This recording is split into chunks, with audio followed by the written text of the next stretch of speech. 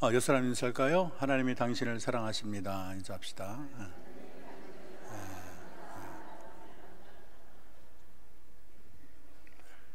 사랑한다는 말 들어도 이렇게 기쁨이 넘치시는 여러분, 하나님께서 여러분을 이름을 손바닥에 올려놓고 늘 보시는 줄로 믿습니다. 사도행전 5장에서 아나니아 삽비라 부부가 죽게 됐어요. 그래서 이 사건이 큰 두려움으로 작용을 했습니다. 여러분 생각해 보세요. 부부가 이렇게 같이 하나님을 속이고 성령을 속여서 죽었다는 소문이 펼칠 때 얼마나 두렵겠어요. 이 두려움이 부정적으로 역사할 수도 있지만은 또 이 두려움이 한편으로는 하나님은 정말 계시구나. 하나님은 그냥 성경 속에 이야기 속에 있는 하나님이 아니고 지금도 살아계신 하나님, 엄위하신 하나님, 지금도 우리의 모든 일거수일투족을 다 아시는 하나님이구나. 이게 그냥 그 사회에 쫙 전기처럼 퍼졌어요.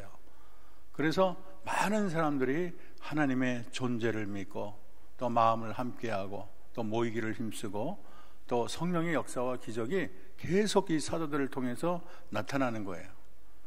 그래서 그들이 모여서 하나님 말씀 듣는 것을 좋아했는데 오늘 봤더니 참 희한한 역사가 일어난 것을 우리 발견합니다. 우리 15절 16절인데 이렇게 되어 있습니다.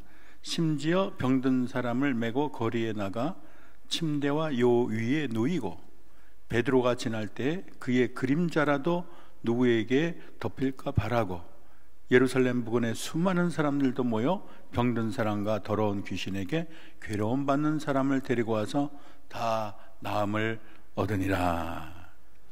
무슨 병이라고 지칭은 안 했지만 어쨌든 다양한 질병들, 더러운 귀신에게 괴로움을 받는 사람들, 이런 분들이 와서 베드로의 그림자가 덮치기만 해도 그들이 난다는 확신을 가지고 놀라운 치유의 역사가 나타났다는 이 성경 기록이 얼마나 참 대단한지 모르겠습니다.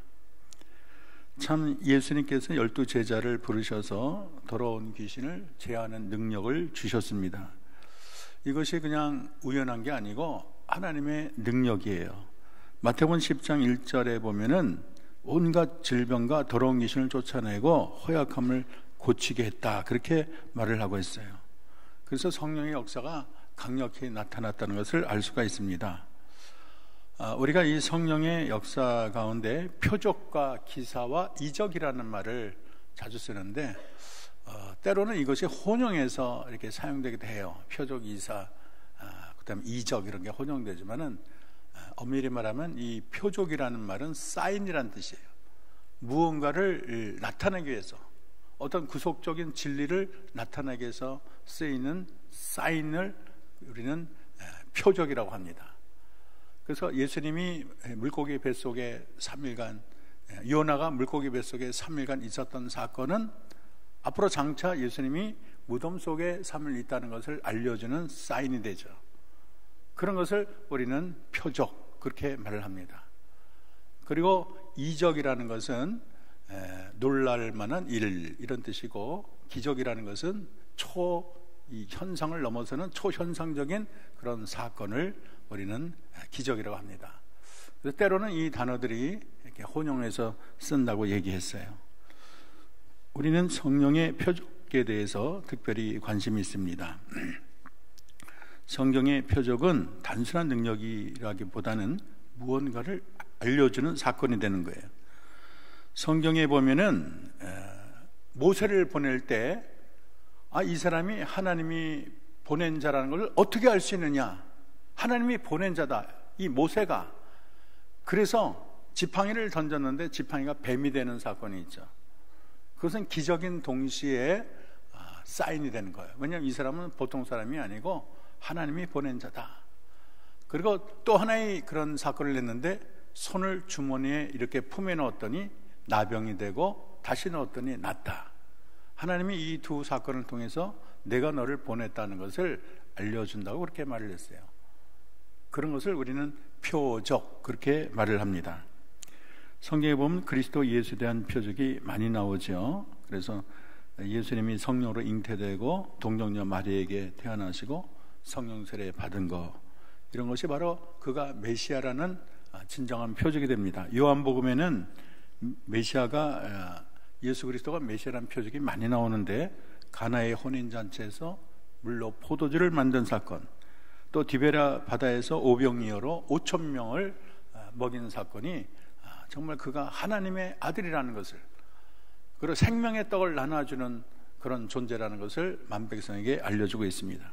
무리를 걸으신 표적, 또 죽었다 사흘이나 된 그런 나사로를 살린 사건, 이런 사건이 그가 범상한 존재가 아니고 그분은 정말 하나님이라는 것을 알려주는 사인이 되겠습니다. 오늘 하나님이 행하신 기적을 통해서 우리 알려주는 것은 우리 하나님이 놀라운 치유의 하나님이라는 거예요. 정말 대단하죠. 병든 사람을 메고 가기만 하면 침자 요위에 누이고, 베드로가 지날 때 그림자만 덮여도 낫게 된다면 얼마나 놀랍겠어요. 오늘날 그런 기적이 일어난다면 얼마나 많은 사람들이 몰려들겠습니까? 근데 하나님의 이 치유의 기적은 구약 시대에도 나타나고 신약 시대에도 나타납니다. 이것은 하나님이 자기의 백성들이 건강하기를 원하고, 또 그들이 병으로 고통받는 것을 우리 주님이 참아 볼 수 없어서 그들에게 그 고통을 덜어주고자 하는 하나님의 자비와 사랑의 어떤 표시라고 이해할 수가 있겠습니다. 그 성경의 기적과 이사에 대해서 신학자들이 견해가 아주 다양해요. 그래서 오늘 나타난 이 구절, 우리가 읽은 구절을 신학자, 아주 근본적인 신학자들은 그거는 지어낸 거다. 원래 성경에 없던 건데 성경을 짓는 이 공동체가, 믿음의 공동체가 그거를 그냥 과장해서 쓴 거다, 그렇게 주장하는 그런 학자들이 있어요.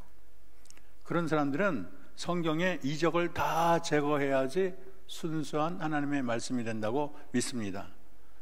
그래서 홍해를 건넜다는 것도 사실은 너무 과장법이다. 홍해가 그렇게 깊지 않다. 무릎밖에 안 되는 그런 길이를 괜히 과장해가지고 홍해라고 그런 것이다. 그때는 어떤 사람은 그게 더 큰 기적이라는 거예요. 왜냐하면 어떻게 그 많은 사람이 그 얕은 데서 빠져 죽느냐, 그래갖고 더 기적이라고 반론을 피는 사람도 봤습니다. 그리고 만나라는 게 그게 정말 기적이 아니고 선인장에게 그 진액이 나온 게 말라붙은 게, 그것을 우리는 만나라고 한 거다. 그렇게 성경의 이적을 다 부인을 하고 그것을 다 제거해야만이 하나님의 순수한 말씀을 우리가 볼 수 있다고 주장하는 그런 학자들이 있습니다. 그리고 이런 자유주의 학자들, 또 근본주의 학자들, 이런 분들은 성경의 이적에 대해서 굉장히 부정적으로 생각해요. 그리고 옛날에는 기적이 있었지만은, 그러나 지금은 더 이상 그런 기적은 존재하지 않는다. 이 보수파에서 그런 주장을 하는 사람이 많이 있어요. 그래서 예수님 당시의 모든 기적과 이사는 그 당시에 다 끝났다. 그리고 이제는 더 이상 그런 존재는, 그런 하나님의 성령의 역사는 존재하지 않고 그런 것을 하는 것 자체가 다 신비주의다, 이렇게 몰아붙이는 그런 신학자들도 있는 것입니다. 우리가 이러한 하나님의 역사와 기적을 볼 때 우리가 취할 수 있는 바람직한 태도는, 먼저는 너무 지나친 그런 은사주의를 피하는 게 좋습니다. 한쪽에서는 기적과 표적만을 따라가는 사람이 있어요. 하나님의 말씀에도 관심이 없고 그냥 병 낫고 기적만 일어나는 데만, 그래서 기도원만 전전하고 그런 것도 하나님 올 때 이렇게 바람직한 신앙이라고 할 수가 없습니다. 그래서 예수님은 이 표적만을 구하는 자들을 향해서 악하고 음란한 세대라고 말을 했습니다. 악하고 음란한 세대가 표적을 구하나 선지자 요나의 표적밖에는 보일 표적이 없다, 그렇게 말을 했어요. 그리고 예수님께서 너는 나를 본 거로 믿느냐, 보지 못하고 믿는 자들이 복되도다, 그렇게 말을 했어요. 그래서 너무 이 기적이나 너무 신기한 것만 그렇게 따라가려고 하는 것도 주님 보기에 이렇게 바람직한 것은 아니다. 또 한편으로 너무 이런 이적과 기사 같은 거를 완전히 무시하는 것도 거기에 하나님에 대한 바른 태도가 아니에요. 그래서 기적과 성령의 은사가 과거에는 있지만 오늘날 존재하지 않는다. 그런 것은 하나님을 어떤 일정한 작은 틀 속에, 하나님은 기적 행하면 안 돼요. 옛날에는 행해도 좋지만 이제는 하나님은 기적 행하면 안 됩니다. 자기 백성에게 기적을 행하면 그거는 신비주의나 일으키는 하나님입니다. 이것도 잘못된 생각이에요. 여러분, 하나님은 어제나 오늘이나 내일이나 영원하신 줄로 믿습니다. 변함이 없으세요. 사도행전은 지금도 하나님이 써가고 있고, 지금도 하나님은 자기 백성에게 말씀을 하시고, 또 방언도 있고 예언도 있고 병 고치는 능력이 나타나는 거예요. 그것이 다 사장되고 없어진 게 아니에요. 그래서 이 치유와 성령의 능력은 믿지 않는 사람들에게도 우리가 도움이 될 수가 있지만, 믿는 사람에게도 그런 역사와 기적이 나타날 때, 야, 하나님은 살아계시구나, 성령님은 능력이 있으시구나, 그런 것을 깨닫게 하는 효과가 있어요. 그래서 기적은 존재하지 않았다, 아까처럼 성경의 기적을 다 제거해야지 그게 참 신앙이다, 이런 자유주의 신앙도 우리가 버려야 되고, 과거에 있었지만 요즘에는 존재하지 않는다, 그런 근본 극단적인 부수주의 신앙도 우리가 취해서는 안 되겠습니다. 그래서 우리의 신앙은 너무 이 양극적으로 가지 말고 이 균형을 맞추는 신앙이 중요해요. 따라합시다. 성령은 성경 안에 약속되었다. 성령이 권능과 능력을 행하는 것은 성경 안에 약속되었어요. 마태복음 10장 1절, 예수께서 그의 12 제자를 부르사 더러운 귀신을 쫓아내며 모든 병과 모든 악한 것을 고치는 권능을 주시니라, 그렇게 말씀하셨어요. 마가복음 16장 18절, 뱀을 집어올리며 무슨 독을 마시든지 해를 받지 아니하며 병든 사람에게 손을 얹은즉 나으리라. 우리 주님은 이런 역사와 기적을 일으키시는 하나님이세요.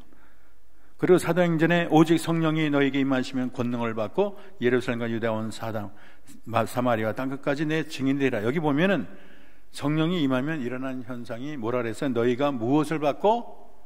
권능을 받고. 따라합시다. 권능을 받고.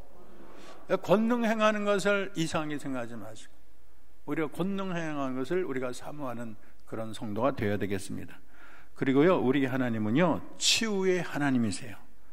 출애굽기 15장 26절에 나는 너희를 치료하는 여호와임이라, 그렇게 말을 했어요. 그리고 베드로전서 2장 24절, 친히 나무에 달려 그 몸으로 우리 죄를 담당하셨으니 이는 우리로 죄에 대하여 죽고 의에 대하여 살게 하심이라. 그가 째찌게 맞음으로 너희는 나음을 얻었더라, 그랬어요. 그러니까 하나님은 우리의 육신도 치유하시고 우리 영혼도 치유하시는 참 좋으신 하나님인 걸 잊어서는 안 돼요. 하나님은 치유를 멈춘 적이 없어요. 하나님이 무슨 예수님 당시에만 치유하고 그 이후에는 나는 치유 안 하겠다, 그런 하나님이 아니에요. 지금도 하나님은 자기 백성을 눈물로 바라보시고, 또 때때로 우리가 기도할 때 들어 응답하시고, 때로는 암도 고치시고, 못 고칠 병이 없으신 하나님께서 우리 주님이 역사하시면 모든 병을 고치시게 될 줄로 믿습니다. 또 치유 사역은 역사가 계속하는 한 이 정말 주님 오실 날까지 계속되는 사역이에요. 어제나 오늘이나 내일이나 우리가 진정으로 믿음을 가지고 간구할 때, 또 우리가 죄 회개를 할 때, 하나님의 치료의 역사는 옛날에도 나타났지만, 예수님 당시에도 있지만 오늘날에도 나타나고 우리 후손도 또 세상 끝날까지 이 치료하시는 하나님의 역사는 계속될 줄로 믿습니다. 그리고 하나님은 교회를 치유의 공동체로 세워주셨어요. 그래서 병든 자는 교회에서 목사님이나 장로님 불러가지고 기도를 받아라. 주님은 교회를 통해서 병든 자의 손 얹고 그렇게 기도해서 낫기를 원하시는 것이 하나님의 질서입니다. 그래서 예배 가운데 병이 낫기도 하고, 또 찬양을 부르면서 병이 낫기도 하고, 기도하다가 병이 낫기도 하고, 교회를 통해서 하나님은 지금도 고치시는 사역을 쉬지 않고 하고 있다는 것을 알아야 되겠습니다. 이 기적은요, 이렇게 무시할 것은 아니에요. 왜냐하면 표적과 기사를 통해서 하나님이 살아계심을 증거하는 역할을 해요. 성경에 보면 뭐 그런 일이 너무 많지만, 대표적으로 예수님을 핍박하던 바울이 예수님이 햇빛 가운데 나타나서 말씀한 거죠. 도저히 이 현상, 이 세상에 있을 수 없는 역사와 기적이 나타났어요. 어떻게 공중에서 햇빛처럼 밝게 하나님의 말씀하고, 또 자기에 대해서 어떻게 그렇게 잘하느냐. 사울아 사울아 어찌하여 나를 핍박하느냐, 그렇게 말을 하잖아요. 그리고 일일이 모든 것을 다 가르쳐 주잖아요. 그런 역사와 기적을 맛보니까 마음이 차돌같고 정말 주님을 핍박하던 그 바울이 변하여 사울이 변하여 바울이 되지 않았습니다. 그래서 하나님의 이 역사와 기적, 우리 이 세상의 모든 현상을 뛰어넘는 이 초자연적인 일이 때로는 사람의 마음을 완전히 뒤집어서 주님께 돌아서게 하는 것을 볼 수가 있습니다. 저는 이제 신방을 하다 보니까 꿈에 하나님 만나는 그런 역사를 통해서 가족이 다 믿게 됐다, 그런 얘기를 또 들은 적이 있어요. 하나님의 역사를 우리가 예단하고 무슨 제한하고 그래서는 안 되겠습니다. 그리고 기적을 통해서 메시아임을 증거하고 있어요. 마태복음 11장 21절에 이렇게 되어 있습니다. 화 있을진저 고라시나, 화 있을진저 벳세다야, 너에게 행한 모든 권능을 두로와 시돈에서 행하였더라면 그들이 벌써 베옷을 입고 제에 앉아 회개하였으리라. 우리 주님이 수많은 기적을 행했는데 이방인인 벳세다, 이방인은 두로와 시돈에서 행했더라면, 아니 벳세다에 너는 그렇게 회개하지 않았는데 두로와 시돈 같은 이 이방인들은 내가 그런 기적을 행했으면 벌써 무릎을 꿇고 눈물을 흘리고 나를 메시아로 받아들이고 회개했을 거야, 이런 말이에요. 그러니까 예수님이 행한 이 모든 그런 역사와 이적은 본인이 메시아임을 드러내는 징표임을 우리 예수님이 스스로 증언을 하셨습니다. 그리고 이 하나님의 역사와 기적이 하나님 나라를 확장하고 주님 나라가 흥왕케 되는 그런 열매가 있어요. 여러분 사도행전 12장에 보면 헤롯 왕이 왕복을 입고 단성의 앞에서 백성의 연설을 합니다. 그랬더니 그 옷이 너무나 찬란하고 너무나 이 연설을 잘하니까 백성들이 아이고 이거는 신의 소리다, 사람의 소리가 아니다 그랬어요. 그랬더니 헤롯이 그 말을 듣고 우쭐하고 이 백성에게 영광을 자기가 다 받아버리고 올리질 않았어요. 영광을 자기가 다 받았는데 그 순간 하나님이 쳐가지고 벌레 먹어 죽었더라 그랬어요. 그 사건을 본 백성들이 아까 그 아나니아 삽비라 사건을 보고서 두려움이 온 것처럼 그분들이 야 하나님은 살아계셔, 하나님은 정말 계셔, 그러고 나서 나오는 말이 이렇게 적혀있어요. 하나님의 말씀은 흥왕하여 더하더라, 이렇게 되겠어요. 때때로는 이 역사와 기적을 통해서 복음의 전진이 이루어지는 것입니다. 우리가 성령의 은사와 능력 사용의 주의사항을 몇 가지 말씀드리겠어요. 첫째는요, 따라서 자기 영광과 교만의 도구가 되어서는 안 된다. 하나님이 제일 경계하는 것은 여러분에게 다 은사를 줄 수가 있어요. 여러분에게 다 기적 행하고 능력을 행할 수 있지만 그럴 때 가장 큰 두려움이 뭐냐, 하나님이 염려하는 것은 자기가 하나님이 돼. 자기가 이 능력 행한 것을 하나님께 돌리지 않고 처음에는 하나님이 하시죠, 나는 아무것도 아닙니다. 근데 나중에는 내가 한다는 생각이 들어. 우쭐대는 거예요. 그리고 내가 교만해지고 내가 하나님처럼 되기 때문에 이 많은 내가 역사를 행하는 것이 오히려 하나님의 징계를 받는 그런 발판이 되는 거예요. 그래서 우리가 하나님의 역사와 능력을 나타날 때 제일 조심할 것은 내가 영광의 도구, 내가 너무 우쭐대 가지고 하나님께 돌리는 영광보다 그 영광을 갉아먹는 것이 더 커서 오히려 내가 하나님 위해서 무거운 그런 채찍을 받을 수 있다는 것을 잊어서는 안 되겠습니다. 이거는 뭐 어디나 다 적용되는 말이에요. 우리가 주의 일을 더 열심히 하고 또 교회의 직분이 올라갈수록 옛날 모습이 달라져. 옛날에는 그렇게 겸손하고 머리 숙이다가 점점 높아지면 내가 다 왕이고 모든 게 내 마음이고 사람에게 바뀔 수가 있어요. 그래서 우리가 끝까지 초심을 잃어서는 하나님 앞에 겸손하고 하나님 앞에 진실하고 언제나 머리 숙이고 주님 앞에 대하는 이 자세가 바뀌어서는 안 되겠습니다. 두 번째는요, 따라합시다. 철저한 자기 부정. 이것을 피하려면 항상 자기 안에 교만을 걷어내고 자기 부정이 필요해요. 여러분, 사랑의 원자탄이라는 손양한 목사님이 부산 초량교회에서 집회를 했는데 실제로 눈이 먼 사람이, 태어나서 눈이 먼 사람이 눈이 번쩍 떠졌어요. 그 사람들이 펄쩍펄쩍 뛰면서 목사님 제가 눈을 떴어요 막 소리를 지르고, 이 사람이 눈을 떴네요. 그리고 다들 놀라는 거예요. 그 예배가 중단이 됐어요. 사람이 웅성거렸어요. 그랬더니 손 목사님이 사람을 잠재우며 하는 말이, 여러분 조용히 하십시오. 저 사람이 눈을 뜬 것은 나와는 아무 상관이 없습니다. 이건 내가 한 게 아니에요. 이거는 내가 무슨 능력이 있어 기적이 있어 내가 한 게 아닙니다. 그렇게 정말 자기가 높아지고 자기가 우쭐거릴 수 있고 자기가 정점에 설 수 있는 그 순간에 철저히 그것은 내가 한 것이 아닙니다. 얼마나 참 대단한 영성입니까? 여러분, 세 번째로 성령의 은사와 권능은 사람을 주목하지 않고 예수님을 주목하는 게 특징이에요. 사람을 주목하지 말고 누구를 주목한다고요? 예수님. 진정한 성령과 은사를 받게 되면 오직 주님만을 더 주목하고 주님을 바라보는 것이 바른 성령의 은사를 받은 자가 되는 것입니다. 사도행전 4장에서 태어나면서부터 걷지 못하는 자를 고치잖아요. 은과 금은 내게 없거니와 나사렛 예수 이름으로 일어나 걸어라. 그랬더니 이 사람이 힘을 얻고 펄쩍펄쩍 뛰는 거예요. 근데 자유주의 학자는 그것도 너무 과장됐다. 왜 성경을 이렇게 과장되게 써가지고 그렇게 비판하는 것을 썼어요. 어쨌든 자유주의 학자는 이 성경을 삐딱하게 쳐다보고 어떻게 전 평생 걷던 사람이 이렇게 펄쩍펄쩍 뛰냐, 너무 성경을 이렇게 과장해서 쓰면 안 된다. 그리고 제가 이렇게 성경을 해석하는 그런 교수들이 있구나 하고 제가 참 마음에 충격을 받았어요. 근데 이때 베드로와 요한이 이런 말을 합니다. 이스라엘 사람들아, 이를 왜 놀랍게 여기느냐?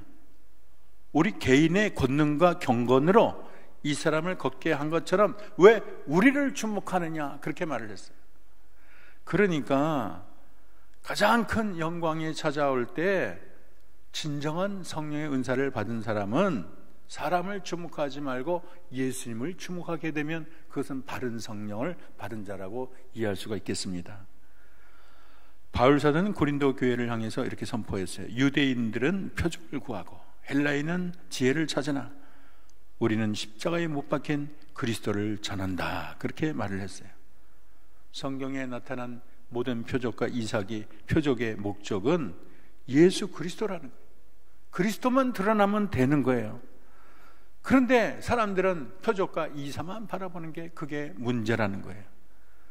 네 번째로 예수님의 지나친 표적과 기사만을 추구하는 것은요, 하나님이 기뻐하지 않으세요. 그래서 오병이어의 기적을 행했을 때 따르는 사람들이 인산인해를 이루었어요.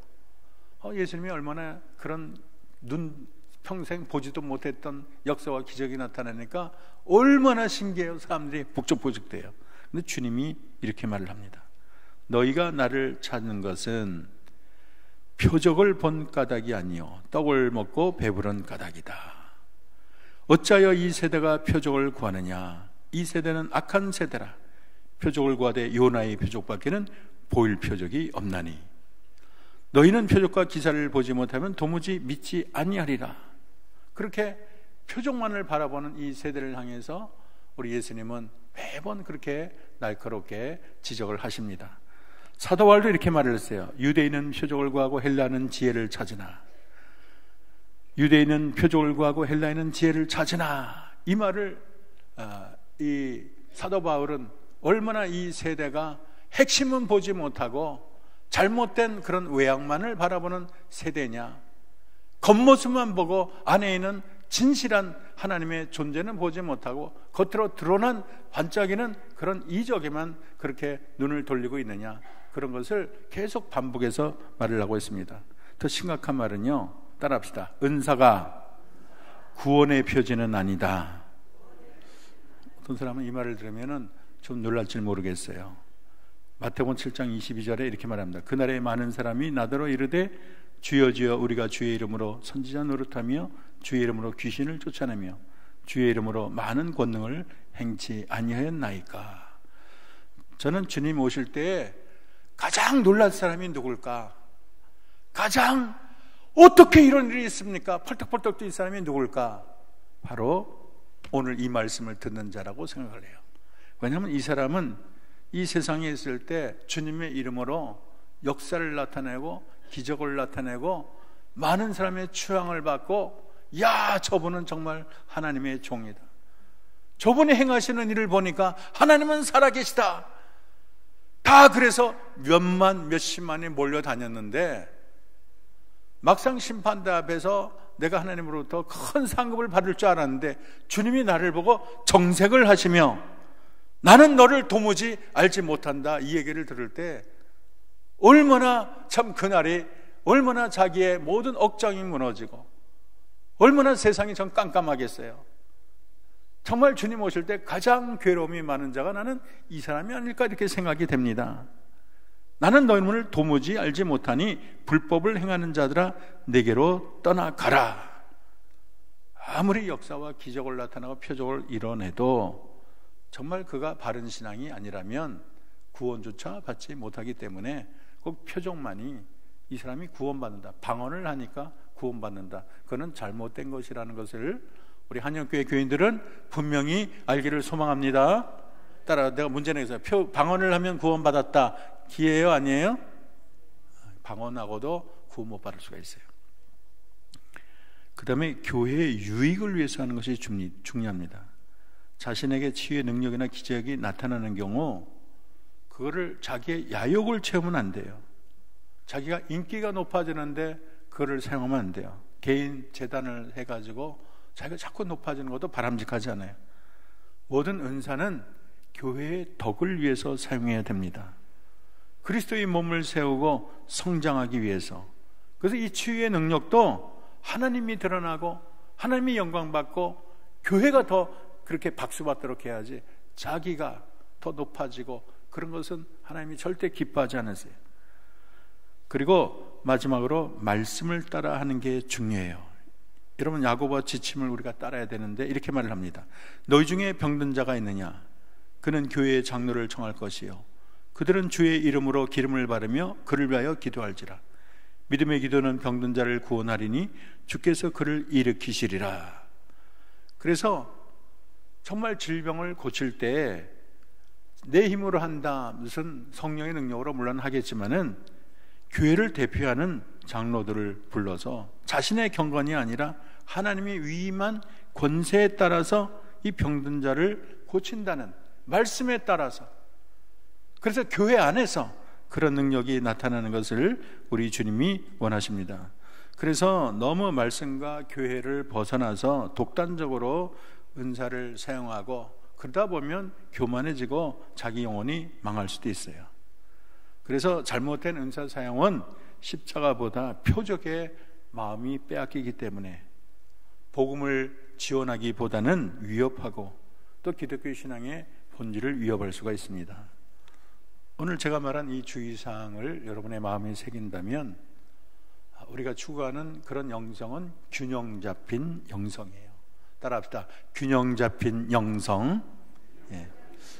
비타민도 A, B, C, D, E가 골고루 있을 때 그 사람이 건강하지, 어떤 하나만 너무 많이 있고 하나는 턱 미고 그럴 때 질병이 걸리고 시름시름하게 되는 거예요.